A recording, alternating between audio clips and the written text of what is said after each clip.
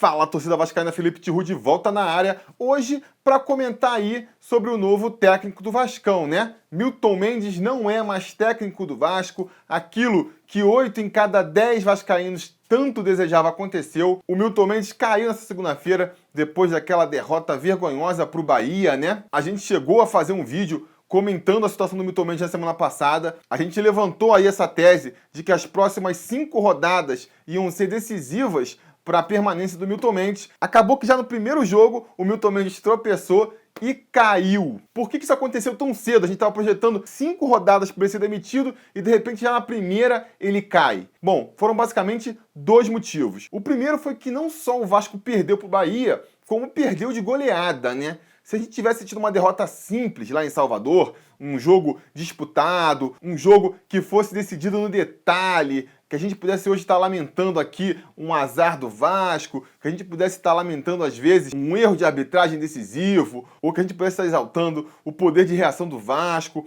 tivesse algum ponto de positivo para tirar do jogo, talvez o Milton Mendes ainda fosse técnico do Vasco. Agora, perde um jogo desse jeito, né? 3-0, sem dar nenhuma chance de sonhar para o torcedor vascaíno. Com 5 minutos do segundo tempo, o jogo já estava completamente decidido.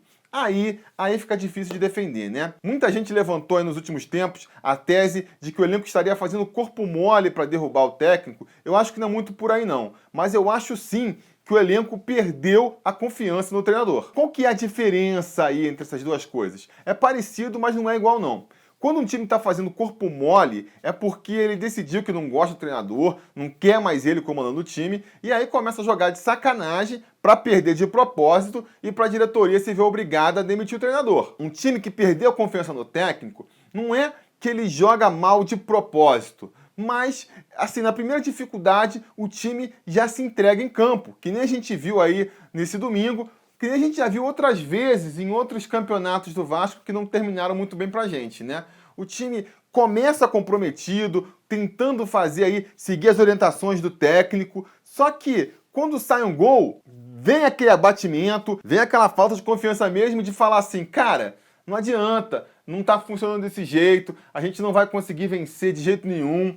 Aí o time já se entrega, não mostra poder de reação, e quando chega nesse estágio, realmente não tem mais como segurar o técnico. Então só isso, só por ver isso no jogo de domingo, já seria motivo suficiente para demitir o Milton Mendes. Agora, como se não bastasse, ainda teve um segundo motivo, que foi, a gente teve uma rodada muito ruim.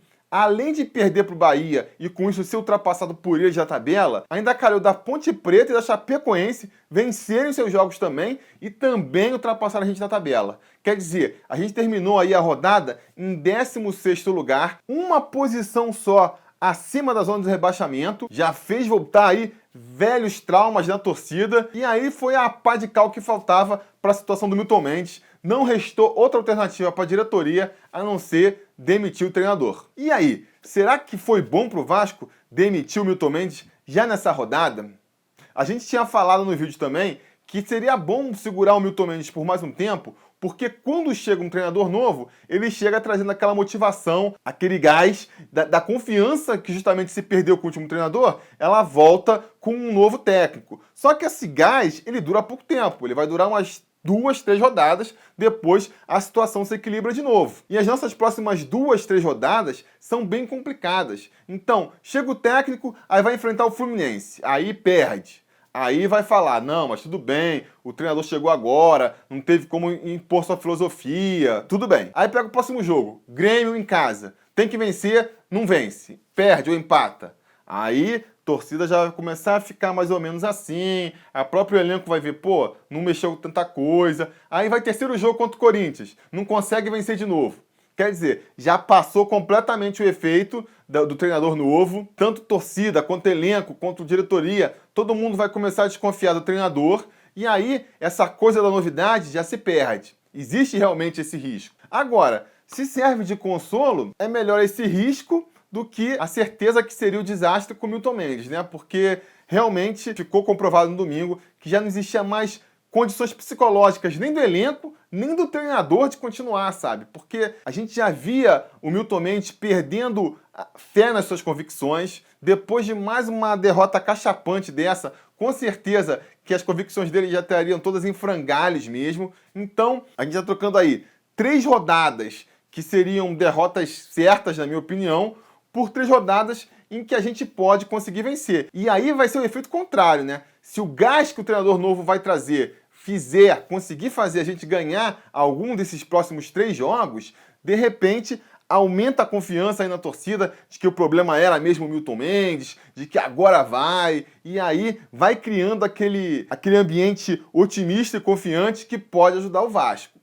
Muita gente diz que existia essa má vontade de alguns jogadores com o Milton Mendes, né? Especialmente o Nenê, acho que ninguém tem dúvida disso, mas falavam também de Luiz Fabiano e alguns outros jogadores que tinham implicância com o técnico. Bom, esses jogadores então têm mais um motivo, além da confiança extra que um técnico novo traz, ainda tem mais esse motivo aí de mostrar que o Milton Mendes estava errado mesmo. Então espero que eles joguem aí a vida nos próximos jogos e consigam fazer a diferença pra gente. Fora isso, uma outra coisa aí a se louvar, da qual eu não tinha me dado conta no vídeo da semana passada, é que depois do jogo do Fluminense, nós vamos ter aí 2 semanas de hiato antes do próximo jogo.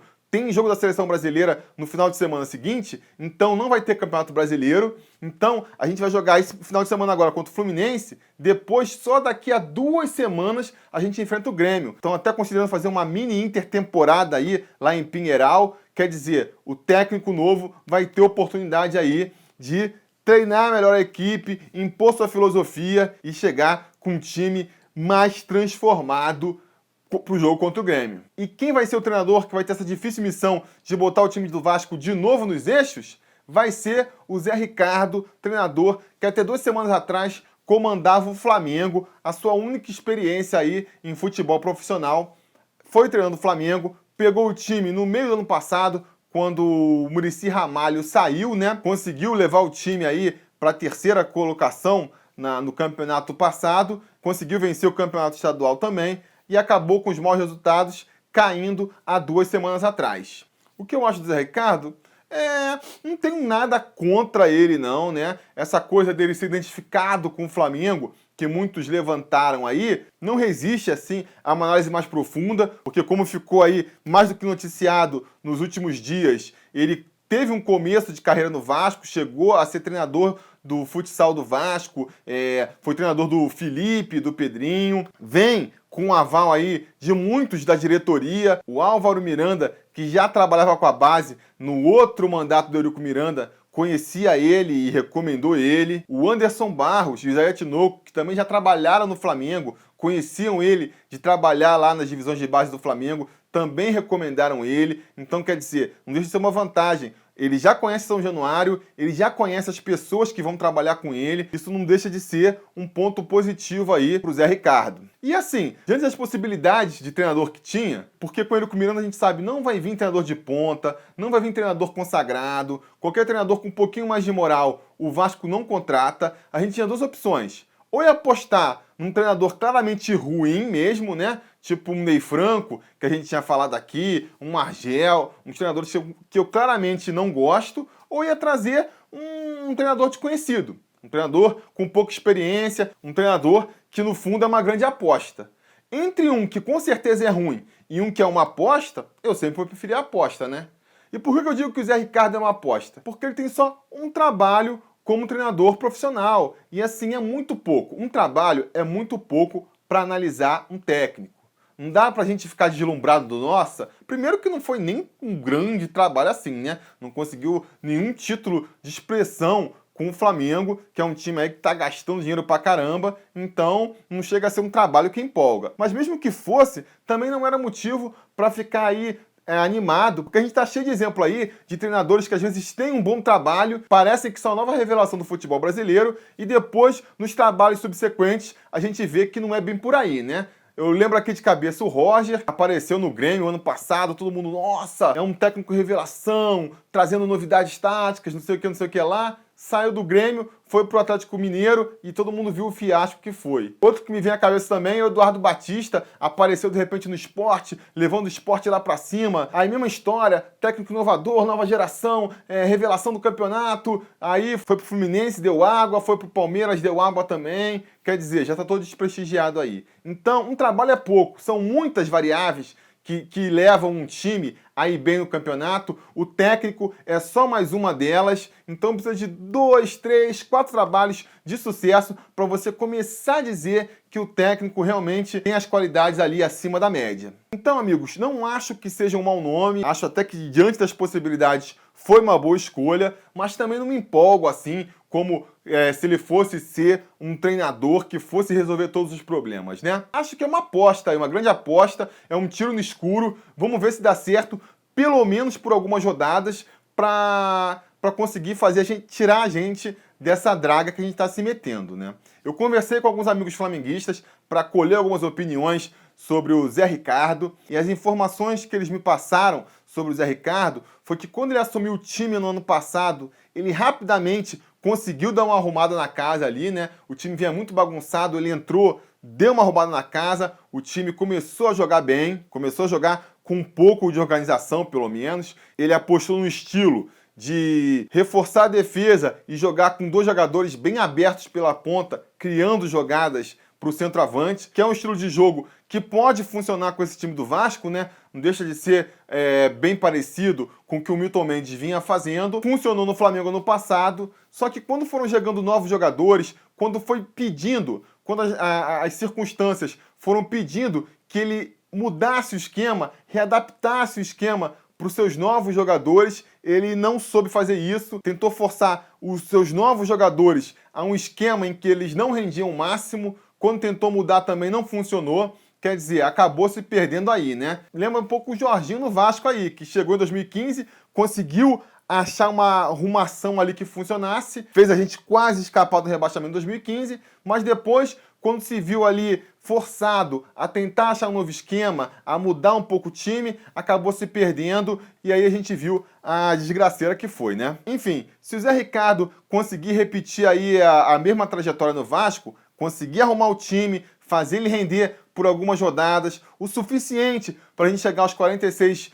pontos, mesmo que depois a coisa desande, a missão dele já vai estar completa no Vasco, né? Eu acho mesmo, aí aquilo que eu sempre venho falando aqui, que com o planejamento que a gente tem, com o elenco que a gente tem, com todos os problemas que o Vasco tem, é difícil de esperar que um técnico resolva tudo. Esperar que um técnico entre no Vasco, consiga arrumar minimamente as coisas, e com essa empolgação aí, e com essa confiança que o novo técnico traz, fazer o time render por uns 2, 3 meses, e depois, fatalmente, ver o bolo desandar, porque toda a falta de estrutura do Vasco acaba se revelando maior do que qualquer esquema tático, eu acho que é o melhor que a gente pode esperar de um técnico diante das circunstâncias, sabe? Então,